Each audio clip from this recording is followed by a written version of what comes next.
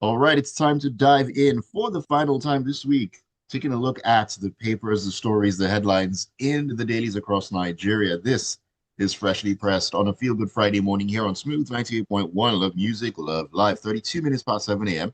It's the fifth day in December 2025.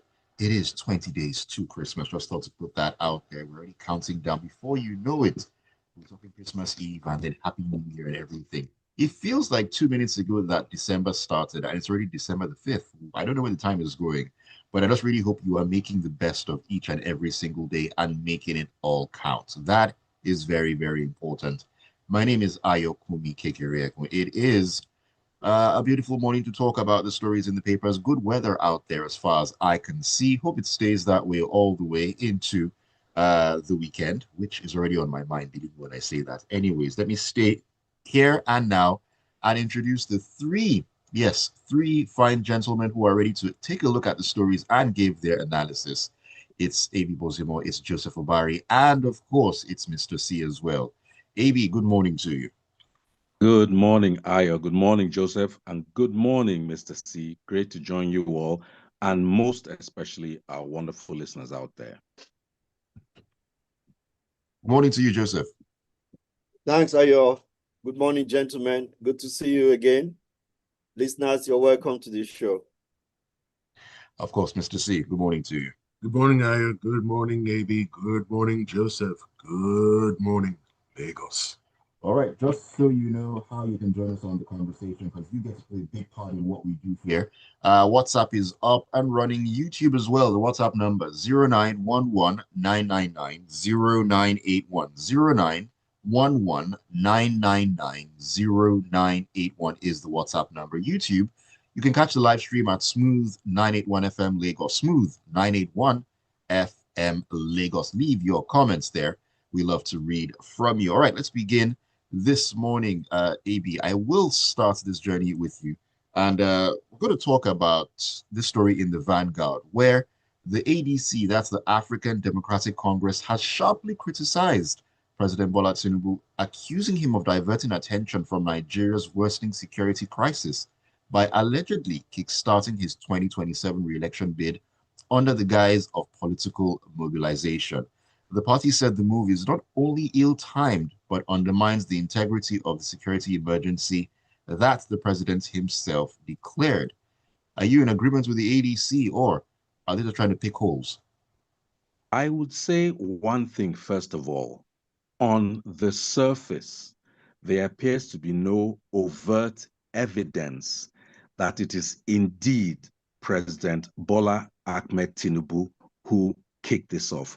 Some stories say it is some of his quote-unquote supporters who bought over 200 odd buses, maybe 40 odd SUVs, and a variety of other things, branded them with his face and his motto, and parked them right near Eagle Square in Abuja. I want you to understand that as a context. It is doubtful that I can drive a wheelbarrow anywhere near Eagle Square without being questioned, queried, and, quashed. But people, not the president, based on evidence, put together the resources at this time of national crisis to purchase buses, Hiluxes, SUVs, paint them with the president's mug, and then park them all there. The ADC makes a point that must be taken on its general basis. This, even if we don't go into whether it's legal or illegal, this is completely misreading the room. I want us never to normalize the fact that in some parts of this dearly beloved country, this morning, there are children who are in the wilderness. Some of them as young as 4 years old, taken away from their parents. There are adults. There are people who died in the Kwara incident. Yes, when the government contacted the kidnappers, 33 or so were brought back, but before that, 4 or 5 died. These are some of the situations we're sitting on. And it was kind of in the wake of that the president declared a state of security emergency. How then do you have his supposed supporters, people who actually mean well for him, deciding that this is the singular and particular moment when they will roll out and unveil support infrastructure, let's call it, for a re-election bid? You know, if my child does something wrong, even if I was not there, the typical thing I will do is say my child has been wrong, apologize to all those who are affected negatively, and show that this is not my child's expected behavior, both at home and outside. Thus far, to the best of my knowledge, President Tinubu has not distanced himself from that. And nobody should tell me that it's because he's busy doing other things. It is right there in Abuja. If two of us decided to make a peaceful protest, his intelligence people all over the place with what's that thing that they always get? Security reports or something. But you can drive 50 buses, 40 trucks, 30 SUVs with the concomitant CO2 burden on the climate, and nobody knows about it. President Tinubu, you are misreading the room entirely. This, like the ADC says, just shows a certain level of heedlessness and by this current sitting president, Bola Ahmed Tinubu, to the concerns of the nation. And those people who support him are actually doing him a disservice. And the only way to actually demonstrate that he understands that is to declaim them and say that this is not the time, not the place, nor the equipment or elements that he needs right now. He needs support for the soldiers and for fighting the war against terror. I'm sorry, but this is a big fail on the part of the president and those supposed supporters. It's disgusting. It is highly inappropriate. It's not the ADC saying it. It's me, Ebi Bozimo. I don't care what the ADC thinks. Okay, so very quickly, I agree with what AB has said. And I'm just curious, what will the INEC chair do about this? Because it's literally is the president starting his re-election campaign ahead of time. And then there's the propriety of the whole exercise. We're just waging a new war on insecurity. We've just gotten a new defense minister in. He's barely done 24, 48 hours, and boom, we have literally a needless, tone-deaf, and very insensitive exercise kicking off. So how can the two things be true? How can you say you are concerned about fighting insecurity and at the same time you're determined to be re-elected? Isn't there a campaign window? So INEC, over to you. The INEC chair says we must believe that he's independent and will do things according to law and order. So let's see if he's a man of his words.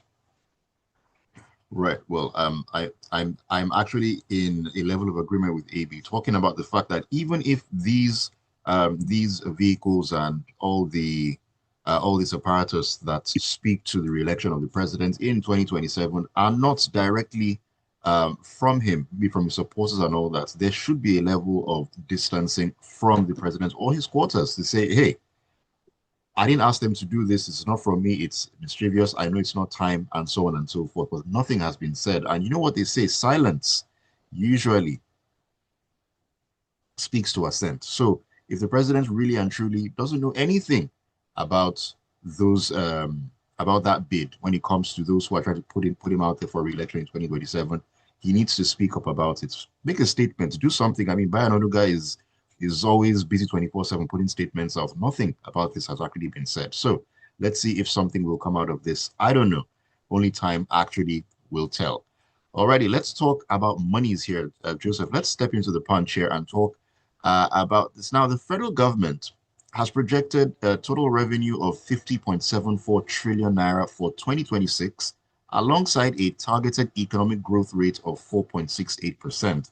While its proposed 2026 deficit has risen so sharply that it now exceeds the entire national budget of 2022 by 2.78 trillion naira. Now, this deficit likely means that the government plans to borrow about 16.1% more than what the entire country spent in 2022. Now, the scale of the gap, combined with the high debt service bill, signals a more difficult fiscal year ahead. Definitely, a lot of changes need to be made. A lot of things need to be moved around because looking at those numbers and projections, it's not looking rosy.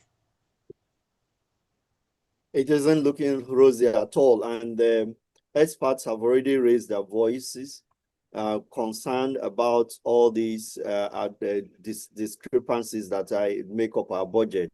When you have a high borrowing tendency, and then you're even the source of funding, the projected revenue source is not guaranteed because you're going to lean a lot on oil price that is volatile, that is subject to a lot of changes. And then the element of debt payment. So our debt profile is growing. And what the government is simply doing is borrowing money to finance our budget and creating deficit for us. And we're running budgets in deficit for so long.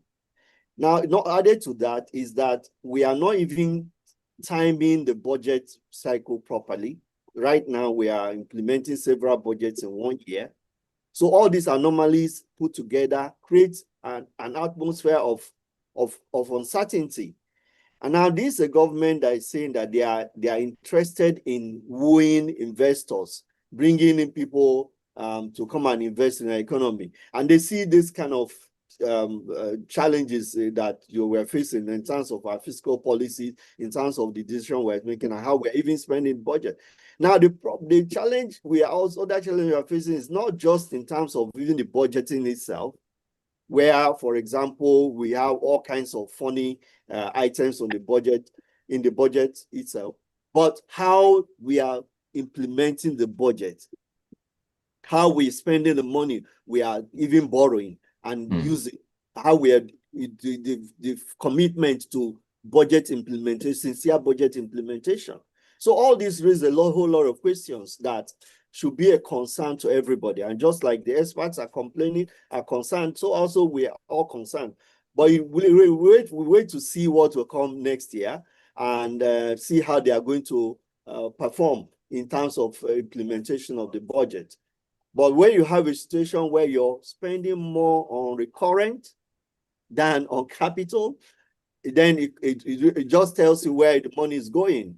And each time we're borrowing money to spend on recurrent expenditure and then doing less on capital, it means that our infrastructure development is going to slow down or is going to stagnate or may not grow at the pace at which we expect for a country that is saying that it's chasing development. And these are my own concerns as far as this budget is concerned. Right. We had a conversation yesterday, AB, on this particular show, Freshly Pressed, talking about the issues that we have with European countries when it comes to our exports, some of the reasons why a lot of Nigerian products or produce are not being accepted in because of level of quality and so on and so forth, looking at the fact that we're still projecting based on oil prices, which could swing any particular way. It could be good, it could be bad, we don't know. Doesn't this further buttress the points that those other sectors where we can get some more money in, they need to be prioritized heavily? Certainly, that's number one. Second thing is, we talk about debt. What are we actually owing for? I mean, there's interest that has been recurring, but new debt that we're taking on, what are we borrowing for that translates into an improvement in life for ordinary Nigerians? I can't perceive it. Am I saying that there are zero projects going on? No, that's not correct. I drive on the Port Harcourt Warri Road. I can see some work going on, but it does seem minuscule compared not just to the numbers, but to the ratios. 16% extra debt is not 1 or 2%, though. It's considerable. And when you compound that, it puts us so much further in the hole. So are we just, like Joseph has said, borrowing to pay allowances, You know, there's any number of allowances that certain people in this country get, and Esta those code and all that. allowances, Yeah. those and Esta code, those allowances don't stutter. When doctors were on strike for 1 month, no money that was borrowed could be applied to that. But when Ribado and Co went to Washington just now, like Okafor or so, to a farm somewhere, I bet you they were not lacking for Gatorade on their trip there.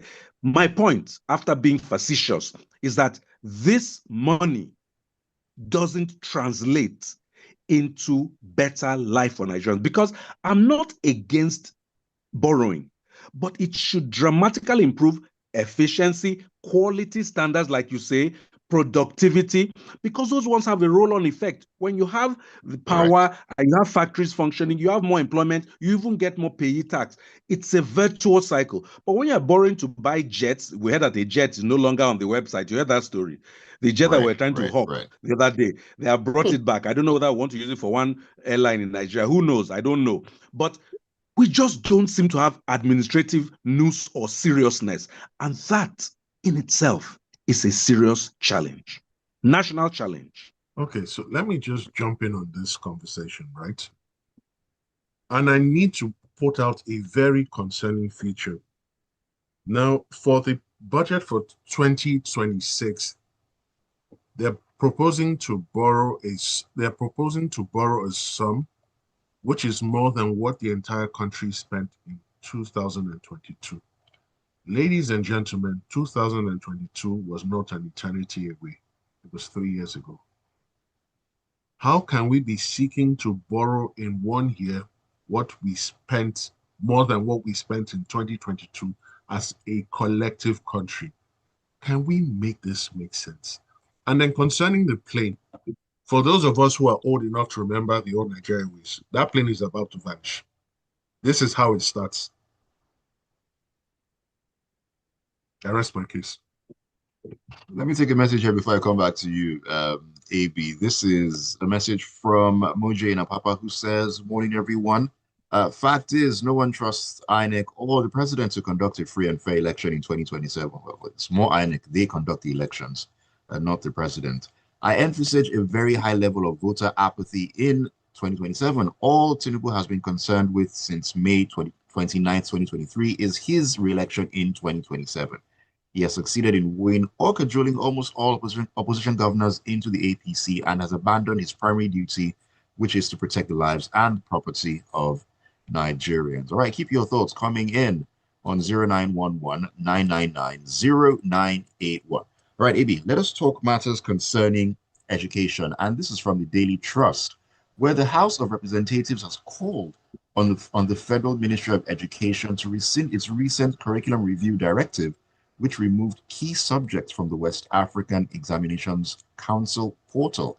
The resolution followed the adoption of a motion of urgent public importance moved on Thursday by Honorable Oboko Foji, who argued that the sudden removal of the subject has thrown thousands of students preparing for the 2026 West African Senior School Certificate Examination into confusion. We talked about this curriculum review. We lauded it and said, hey, step in the right direction and all that. But timing, it seems like it's a bit off here. What do you think? You know, no matter what project you have, how you go about implementing it can have a massive effect, positive or negative. Yes, there were some curriculum reviews, and broadly, people thought that they were attempting to modernize the curriculum that people are studying. But in this story, we're learning that among the subjects that appear to have been removed is computer studies. Now, I'm not looking at a computer studies course where they're teaching them Fortran or something that was ancient when I was a baby. But computers are in and of themselves aligned with AI, the infrastructure that runs the world. Let's be honest. So how do you want to do a revision where you eliminate computer studies? I don't understand. Again, I didn't get the full documents. I don't know what and what was included or excluded. But according to this story, they're removing some important things. Civic education, that used to be social studies. You can, maybe if you merge some things, you can create a more streamlined curriculum. But there's something called grandfathering, because what they seem to be doing is that in 1 year, they're changing over. There's something called grandfathering where you put your eyes on maybe a 5-year plan, meaning somebody entering this year will continue for the next 5, or is it 3 plus 3, 6 years to continue. Then as the next set of people enter, you begin to remove those things so that they are not in the line. You don't just take people who have been with a certain curriculum, 8 subjects, you now eliminate 3, now they're down to 5, almost no gap for, errors. That doesn't seem like an efficient way to go about it. So the House of Reps coming now to say they should reverse it, well, they can make that request. I don't know whether they were not involved in the earlier thing, and if not, why not? They're supposed to be representatives of the people. Surely there's an education committee in the National Assembly, or are they just there to drink tea and wear fine agbada? I don't know. But the question is, how do we address? You cannot just, it's already stressful enough getting ready for exams. You don't want to put students under additional tension that some of what they were considering, quote unquote, their banker subjects are suddenly no more there. And they are now faced with either a dearth of subjects, or they have to now study new ones to make up. It's not necessary. I think WAEC should take a second look at how they're going about this curriculum change, even if there are merits that people have pointed out that exist. How you do it is as important as what you do.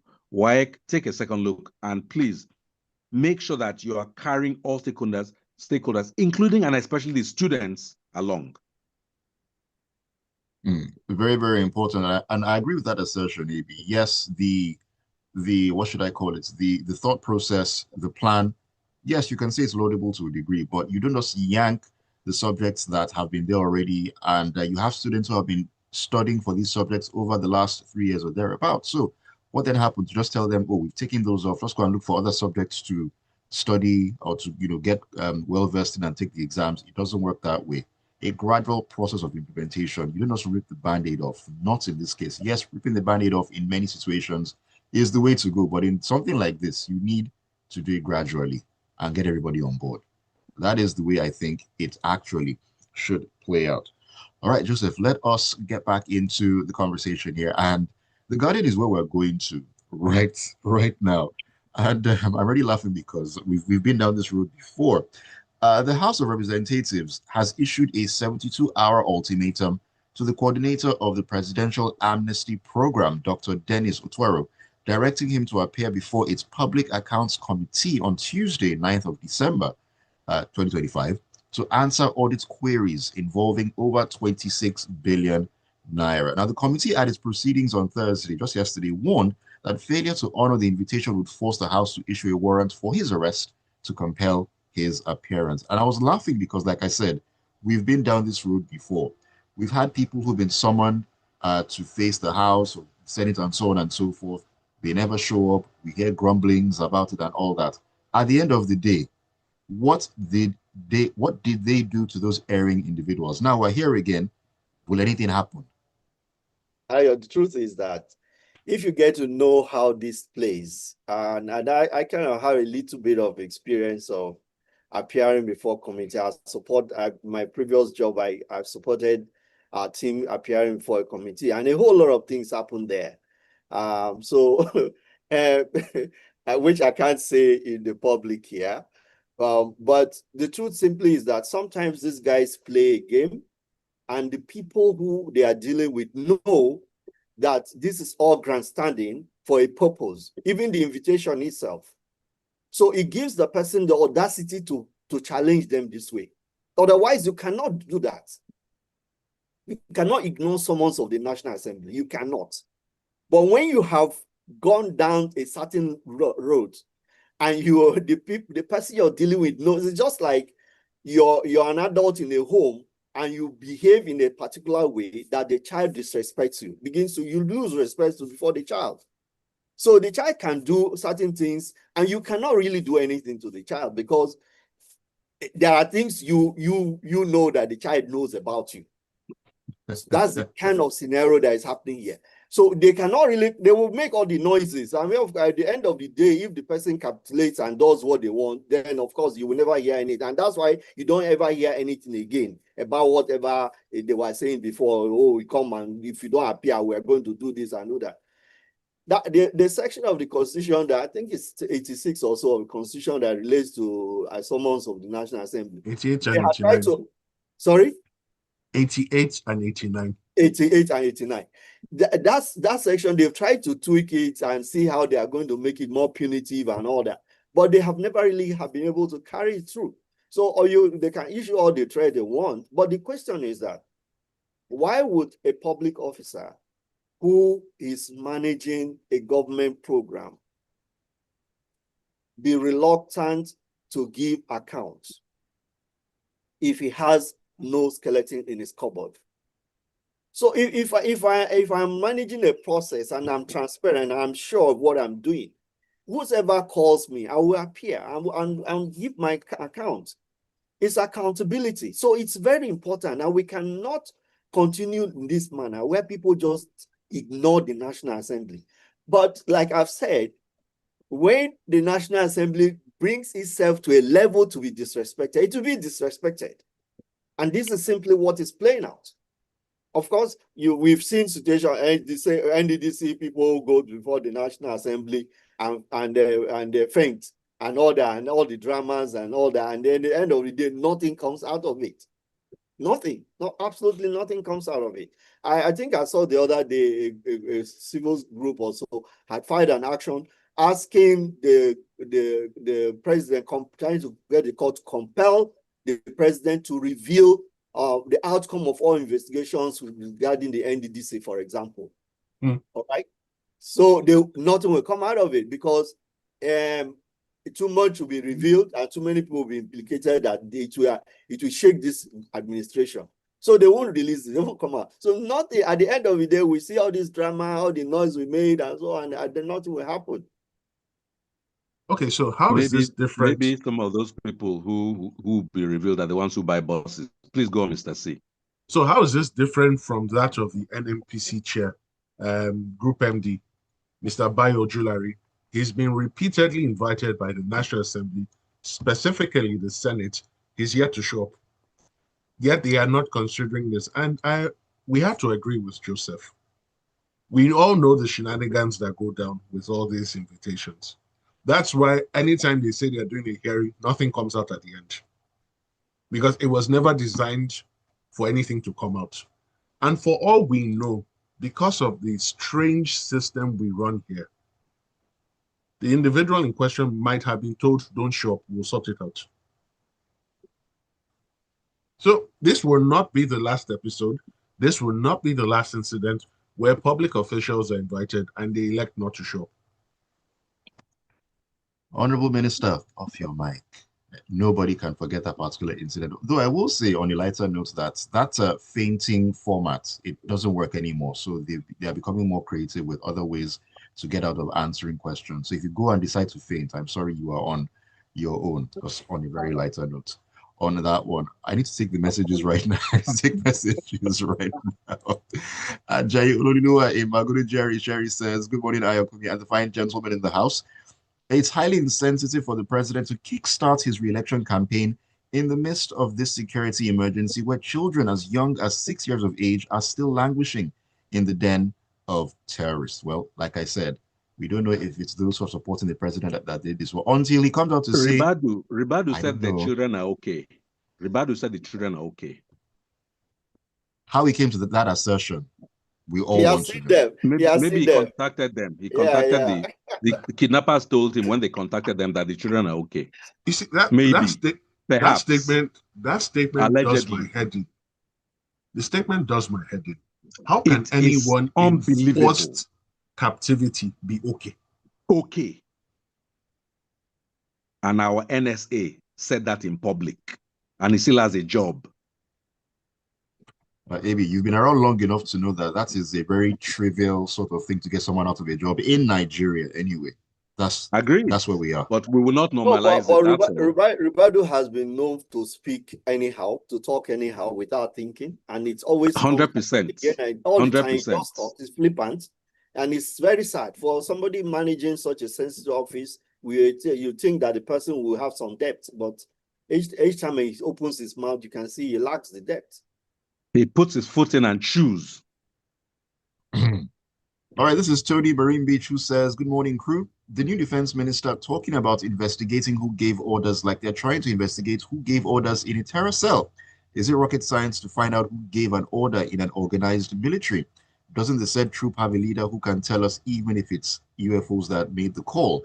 If by the end of today the military don't come out with a name, I could well conclude that the defense minister is same of the same. As for Boris Johnson's remark, we know those who put Nigeria in this quagmire, and it's clear they are deliberate. He should proceed.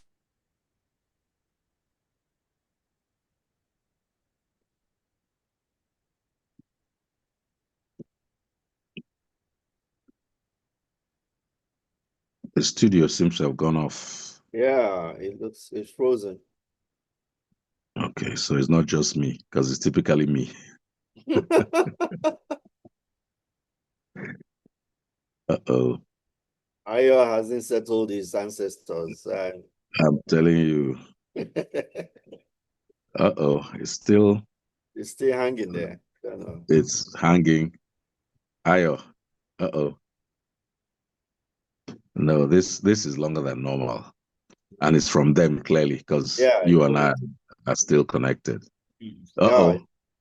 It's off. Now maybe they'll log on back. They might log on again. I'm standing by, or maybe we should try and log in again. I don't know. No, we don't go. Okay, so let's stay here. It's Ayo, you're muted. Ayo, you're muted. Apologies, gentlemen. That was a technical glitch that just happened right there. Let me sneak this one in because we really have to go. Tayo says, I'm also laughing. I hope he doesn't faint when he eventually attends the committee hearing. Tayo, fainting doesn't work again. That format has casted as a fake. If it's working for him, it'll work for other people. I don't agree. The NSA, best in giving assurance despite the practicalities. Skeleton in the cupboard. And Tayo is laughing seriously. This is Amadi Nicholas in Ibao, Jo Lagos, who says, now that it is officially documented that the insecurity in the north is directly related to illegal mining of minerals, why is this government not channeling all its energy and machinery into arresting that market for an increased revenue earning? Rather, they prefer endless and reckless borrowing and piling up monumental debt for the current and unborn generation. Alrighty, thank you for sharing your thoughts. We really got to go. It's been a pleasure this morning. Thank you so much for all the messages and keeping up with us on Freshly Pressed all through the week. You are absolutely amazing, and we cherish you very, very much. We also cherish the fine gentlemen on the show with me this morning, AB, Joseph, and of course, Mr. C. It's been a pleasure, AB. Thank you to the MVPs, and those are the listeners, not any VIPs that, as they call themselves, the ones who are quaking now because they're taking police away from them. Let's have a very pleasant and productive weekend. Like I said, it's just 20 days to Christmas, so you can start singing all those songs. Thank you very much for the privilege and the pleasure of joining you. Have a wonderful weekend ahead. All right, Joseph. Oh, thanks, gentlemen. Mr. C, good to see you again. It's been a very delightful day. Listeners, always making it great by your contributions. I wish everybody a wonderful weekend. All right, Monsieur C, wrap it up. Thank you, Ayo. Thank you, AB. Thank you, Joseph. Thank you, wonderful listeners. Let's go out, close out the week, and here's to a weekend full of peace, calm, quiet, and good memories. Amen. We pray for safety for everyone all over Nigeria. And may the drumbeat of war and blood-seeking be quietened. Amen. And let the dirty spread from Lagos outwards. The dirty. All right, then. Go out there and prosper on a Friday. Thank you so very much. My name is Ayokunmi with the Smooth Breakfast. Of course, you know, it's in full flow. 8:15. We take a walk into the locker room. Tega is on the ground. And I will say that those of a London Blue persuasion, we are waiting for you right there. Come and show your faces. Stay with us. Right.